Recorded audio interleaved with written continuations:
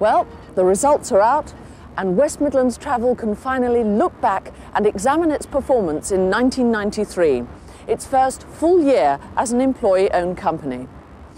Now, during the next few minutes, we're going to be taking a look at exactly what those figures mean, and I'll be getting opinions from a financial expert and from some of the company employees themselves.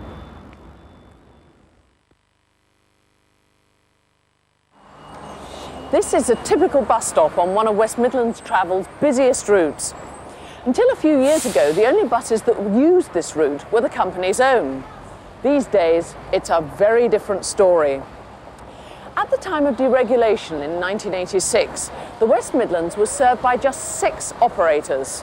Today, that number has risen to 45. It's not just enough to hope that passengers will stay with West Midlands Travel. The company is faced with a serious threat from other bus operators, and the facts speak for themselves. In total, rival operators have taken £12 million in the last 12 months, with £3 million alone going to a single operator, and their numbers are increasing daily.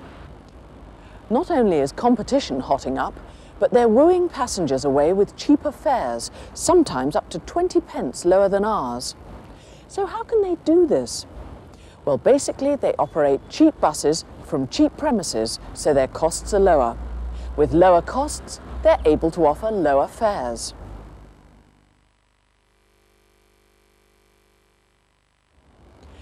Unlike West Midlands Travel, our rivals in the main only operate during peak periods, creaming off passengers at the busiest times and on the busiest routes.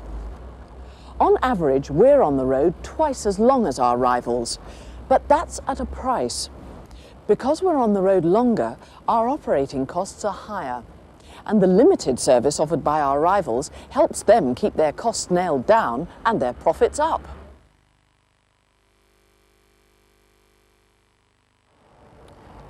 So some of our rivals operate from shoddy premises with shoddy buses and often offer a shoddy service.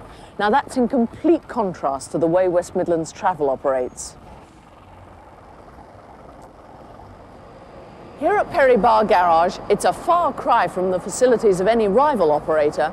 In fact, Perry Bar is one of 4 WMT garages to have been awarded a British Standard mark of total quality. And it's easy to see why. Competition is certainly a threat. It's forcing the pace of change, it's making West Midlands Travel even more efficient and more aggressively commercial.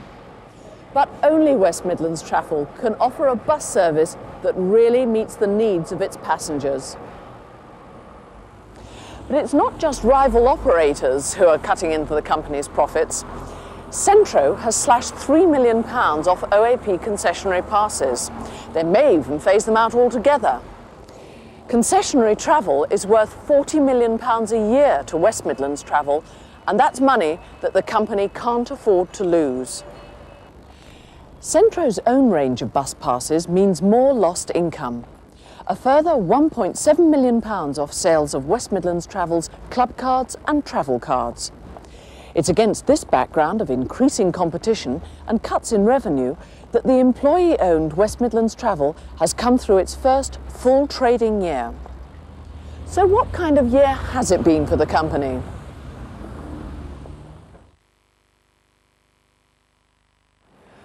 Well, with me to discuss the company's performance is John Hawksley, Senior Partner at accountants Coopers & Lybrand. John, it was you who scrutinised the company prior to the buyout, and of course it was on your advice that the banks lent the money for it. Now, has the company lived up to your expectations?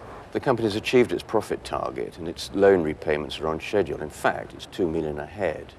If you look at the profit and loss account, it shows a pre-tax profit of 9.6 million. considering all the changes and the pressures the company's had to face, I think that's a pretty good performance. It's not been easy. It's been a tough year. A lot of tough decisions have had to be made. That's what facing open and increasing competition is all about. To be successful, the company has to take tough decisions. Well, 9.6 million sounds like a very good sum, but is it actually enough? That amounts to about 6.5% on turnover. There are other bus companies which are achieving about 9.2%.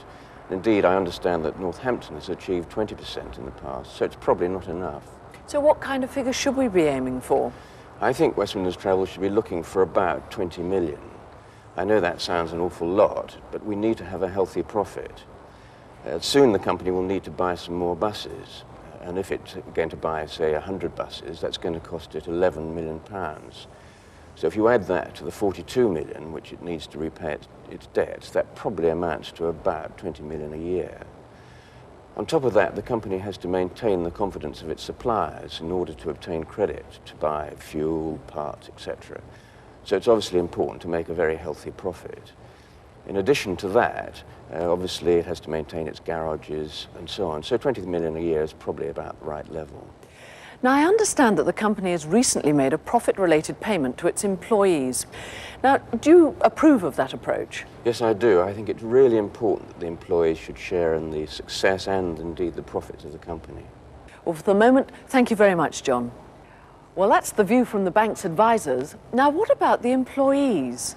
Basically, I think we're up against companies that are just simply there to make as much profit as possible, as opposed to West Midlands Travel, I think, who are taking a more sensible approach in as much as balancing the need to make a profit and also including a good level of customer service.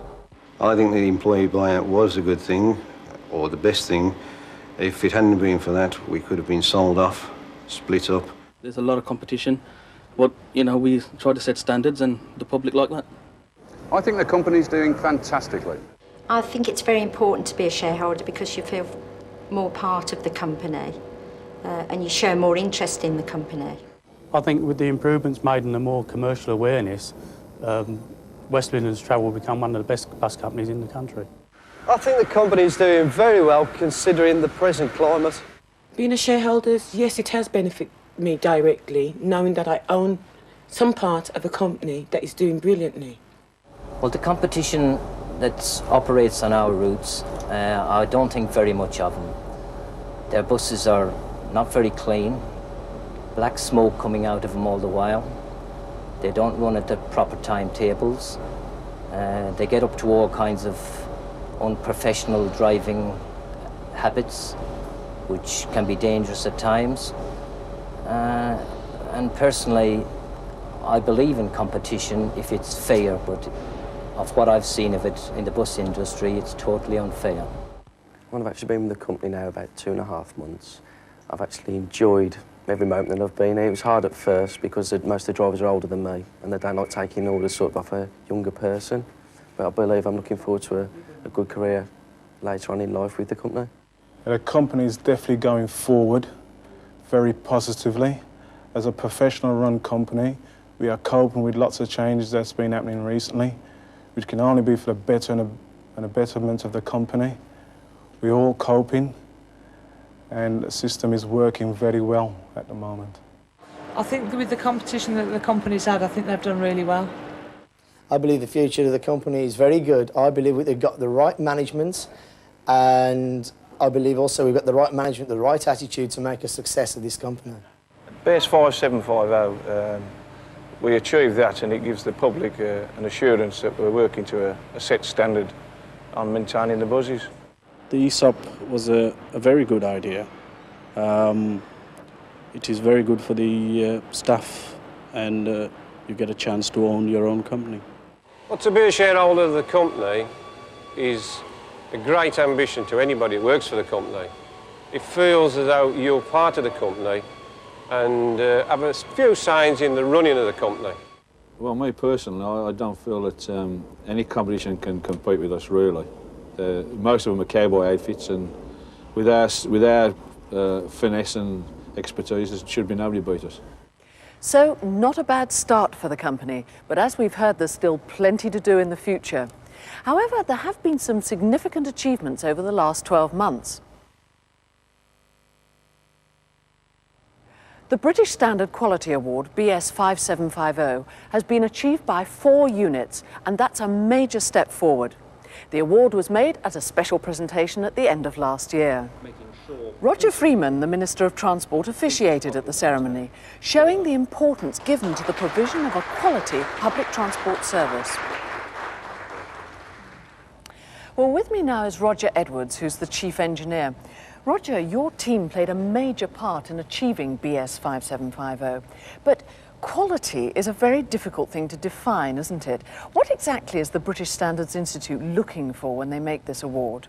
Well, BS 5750 covers a number of areas, but basically it's an assurance that the quality of our engineering practices and procedures are meeting the standards that the Institute set. And of course it's proof that we've now got quality engineering and business practices which provide us with a very firm foundation to improve performance and, of course, customer satisfaction. Thank you very much indeed, Roger. Thank you.